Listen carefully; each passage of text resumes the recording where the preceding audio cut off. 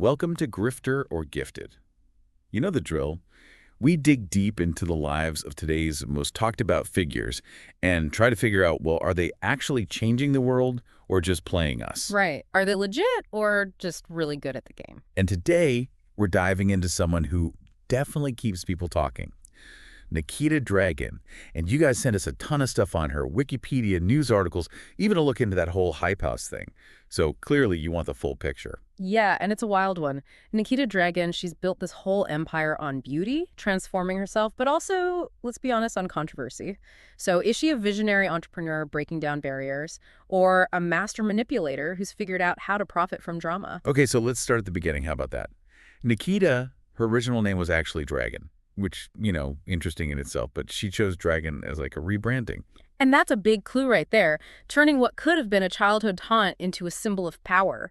That's someone who's thinking about their image, very calculated. It's like she's saying, you tried to use this against me, but I'm owning it now. I see what you mean, taking control of the narrative. Yeah.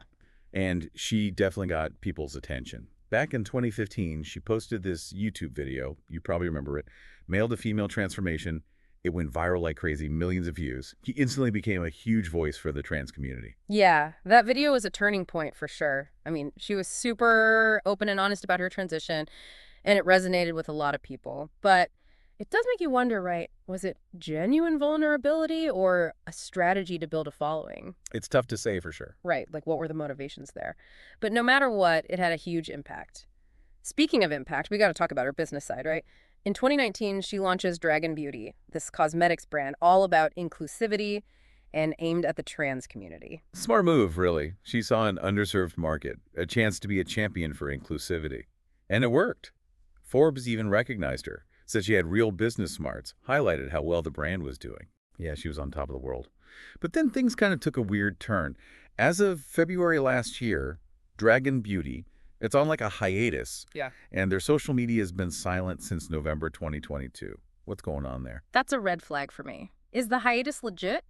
Or is it a way to kind of disappear while something else is going on? We'll have to get into that more later. For sure. Lots to unpack there. But before we go down that rabbit hole, let's talk about the Hype House.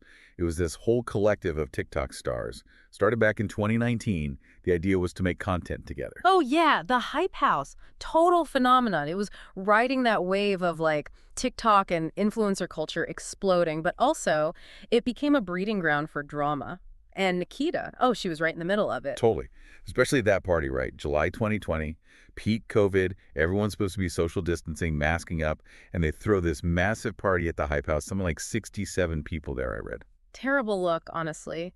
Came across as so tone-deaf and irresponsible. The pandemic was serious, people were dying, healthcare workers were slammed, and they're partying like it's 2019. It felt like a huge lapse in judgment. And the guest list. It was like a who's who of influencers, James Charles, Tana Mongeau, even Charlie and Dixie D'Amelio. People were furious, saying they were out of touch, privileged. Yeah, it exposed this dark side of influencer culture, like that sense of being above the rules, prioritizing clout over actual people's health. Not a good look for anyone, that's for sure. It definitely hurt Nikita's image. And this wasn't a one-time thing. Her whole career, it's like she attracts controversy. That's what makes her so interesting to study, right? Is it reckless behavior? Is it a strategy to get attention? Or is there something else going on we're not seeing? Let's break down some of these controversies and see if we can figure it out. One of the first big ones was those accusations of blackfishing. An ad campaign in 2017 for Jeffree Star Cosmetics.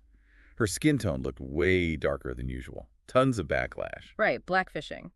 When someone changes their appearance, usually their skin tone, to appear black or racially ambiguous. It's cultural appropriation, plain and simple. And this time, it started a huge debate. Nikita defended the campaign, saying it was supposed to be inclusive, but a lot of people didn't buy it. Felt like she was profiting off a culture that wasn't hers. This is what we see with so many influencers. This blurring the lines between appreciating a culture and straight up appropriating it.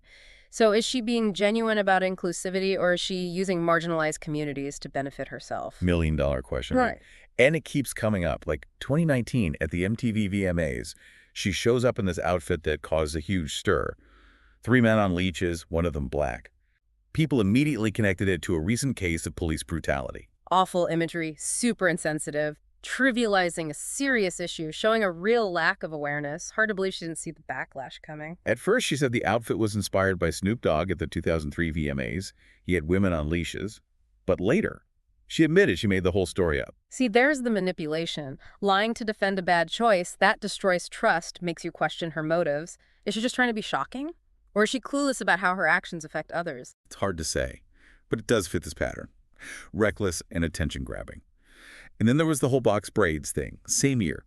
New York Fashion Week, she's wearing box braids, a hairstyle super significant in Black culture, another wave of accusations about cultural appropriation. Another example of that line being blurred.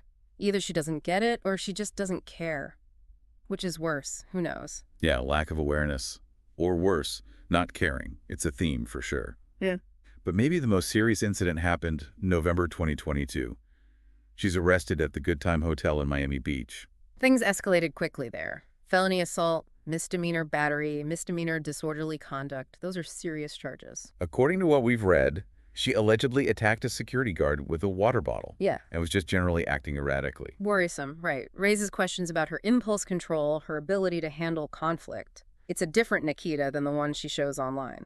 And it gets more complicated because after the arrest, even though she identifies as a woman, she's placed in a men's unit at the Turner Guilford Night Correctional Center. That's a harsh reality for a lot of transgender people, unfortunately. That system is deeply flawed. Being in a facility that doesn't match your gender identity, that's traumatic, potentially dangerous. Her rep called it out, said it was extremely disturbing and dangerous. It sparked a lot of public anger, showed how much work we still have to do, in terms of how transgender inmates are treated. Adds another layer to this whole grifter or gifted thing, too. Is she using her platform to bring attention to important issues? Or is she benefiting from the controversy itself? I have to say. But one thing's clear. Her mental health adds a whole other dimension to this story. Oh, absolutely. Shortly after that arrest, she starts posting on Instagram about being kicked out of her home, taken to a psych facility against her will, all on Thanksgiving Day. Those posts were intense, very emotional. She talked about how history isn't kind to women who think like a man, how they get labeled crazy, hinted at feeling persecuted, misunderstood. We saw a side of her we hadn't before, a real vulnerability. Painted this picture of someone battling internal stuff, societal expectations, the pressure of fame. It's a lot. It reminds you that even people who seem confident and totally in control, they can be struggling too. And it makes you wonder, are those struggles part of why she's so controversial, why she acts the way she does? It's something to think about. Yeah, it's a sensitive topic. Definitely don't want to speculate or diagnose. But it's part of the context. We need to consider it as we analyze her actions. Exactly. It's not about excusing anything, but about understanding that mental health can be a huge factor in someone's life, their choices. And then you add the pressure cooker of fame, constant public scrutiny. No wonder things can go off the rails. Absolutely. The influencer life. It looks glamorous, carefree, but it's actually incredibly demanding. Always creating content, keeping up this perfect image online, dealing with haters and negativity. It takes a toll on anyone. Especially someone like Nikita, who seems to already be dealing with inner demons. That pressure gets amplified. Yeah, like a recipe for, Yep. all the stuff we've been talking about. So where does this leave us? We've covered a lot in this first part. Her beginnings, her rise to fame, her business, and all the drama that follows her around. We've even touched on her mental health and how complicated that makes things. Barely scratched the surface, honestly. In the next part, we're going to really dive into those controversies, look for patterns, try to decode what's driving her actions. And ultimately, can we figure out the answer to the question that brought us here today? Is Nikita Dragun a visionary using her platform for good? Or is she a master manipulator who's in it for the fame and fortune, no matter the cost? Stay tuned. Things are about to get interesting. All right, we're back, still trying to make sense of Nikita Dragun. And I think we got to address the obvious, how many controversies she's been involved in. It's a lot. Yeah, like she can't stay out of the headlines, can she? But is it on purpose or just who she is? That's the million-dollar question. Let's look at some of these situations. Maybe we can spot some patterns. We already talked about those blackfishing accusations and the VMA's outfit. Both times, it felt like a lack of respect for boundaries, trying to profit off other cultures. And then there was that whole hype house party during COVID that just screamed, like, rules don't apply to me, or a total disregard for everyone else. Yeah, like she's got her own set of rules. Yeah. And it brings us back to that question, Is she using controversy on purpose to stay I relevant? mean, these days, controversy gets you clicks, gets you followers, right? And Nikita's amazing at social media. She knows how to create buzz, get people talking. But is it worth it? Because all this controversy, it has real-world effects. Stereotypes get reinforced, important issues get trivialized, and it hurts her credibility. Exactly. It's a tough one because on one hand, she's a successful businesswoman, a big voice for the trans community, but then her actions, they contradict that message of inclusivity, of empowerment. Like, she's trying to walk this tightrope between actually making a difference and just promoting herself. And it's hard to figure out her true motivations. Is she a good person who messes up sometimes? Or is she just really good at playing the fame game? Yeah, it's followed her whole career, that question. Hmm. Maybe we'll never really know the answer.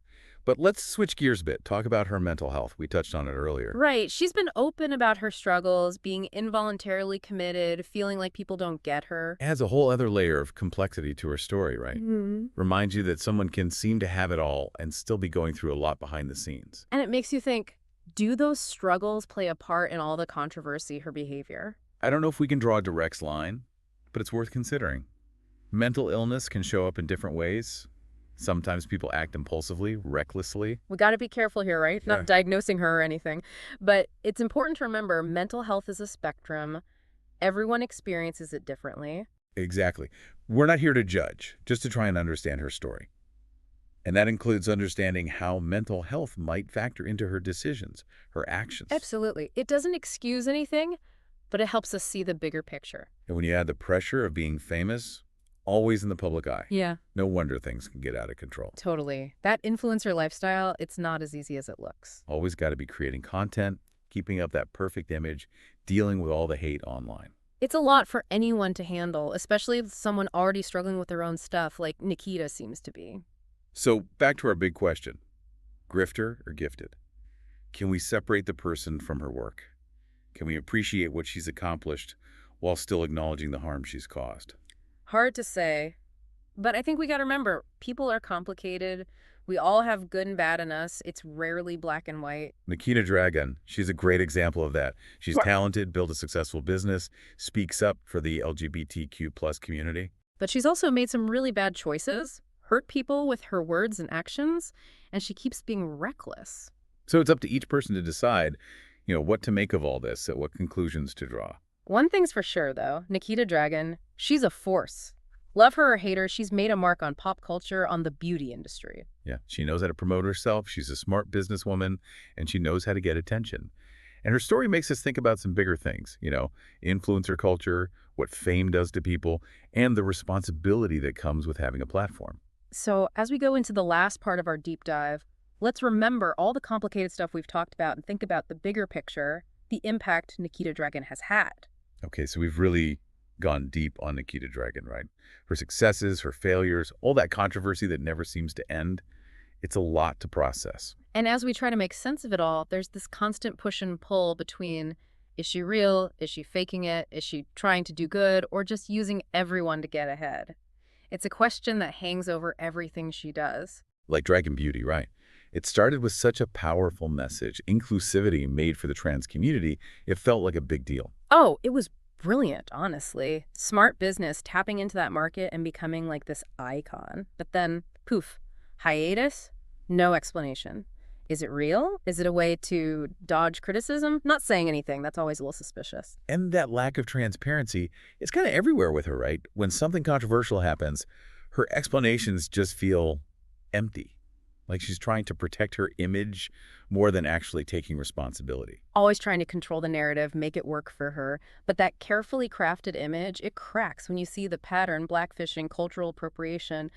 That party during the pandemic, like she's above it all. Yeah, it makes you think maybe there's something deeper going on. The lack of empathy, maybe, like she feels entitled, doesn't think the rules apply to her, doesn't care who she hurts. And that's where the grifter label starts to stick. Is she exploiting everything, her platform, her identity, all for fame and money? Is inclusivity just another marketing trick? It's tough to think about. It is, especially because she's been so successful. Huge following, built a brand, a voice for the trans community. Broke down barriers, challenged how people think. Her influence, no question, it's huge. But does that erase the bad stuff? Does it make up for the harm she's caused? That's the thing, right? And it's a problem we see a lot with influencer culture. How much are we willing to ignore because someone's entertaining or represents something we care about? When does getting likes and followers turn into taking advantage of people? Those are questions we all got to ask ourselves. Social media is constantly changing how we see the world, and we can't just blindly follow someone because they make us laugh or seem to share our values. We got to think critically, be smart about who we support and why. Because at the end of the day, what someone does matters more than what they say, right? Grifter or gifted, doesn't matter. Nikita Dragun's actions have real consequences. We all have a responsibility to be aware of that, to make conscious choices about who we give our attention to. Absolutely. So as we wrap this up, I encourage everyone to keep the conversation going. Don't just take things at face value. Dig a little deeper. Ask yourself, what's the motivation here? Think about the bigger picture, the impact these influencers have. Because in this world where everyone's trying to be famous and controversy gets you attention, we got to decide where our own lines are. Thanks for joining us on this deep dive. Keep questioning, keep learning, and we'll see you next time.